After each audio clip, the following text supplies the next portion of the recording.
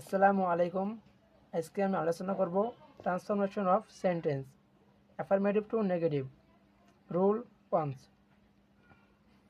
Only by alone. কোনো ব্যক্তিকে বোঝালে ওনলি বাই অ্যালোনের পরিবর্তে নান বাট বসবে। বয়স বা সংখ্যা বোঝালে অনলি এর পরিবর্তে নট মোর দেন অথবা নট লেস দেন বসবে। বস্তু বোঝালে অনলি এর পরিবর্তে নাথিং বাট বসবে। আমরা এক্সাম্পল দেখি, only you can do the work. Only এখানে কি বোঝাচ্ছে? কোনো ব্যক্তিকে বোঝালে অনলির পরিবর্তে কি নান বাট, তাই অনলির পরিবর্তে none but you can do the work. 2 নম্বর দেখি, a boy likes only cakes. এখানে বোঝাচ্ছে বস্তুবাচক। বস্তু বোঝালে অনলির পরিবর্তে নাথিং বাট বসবে।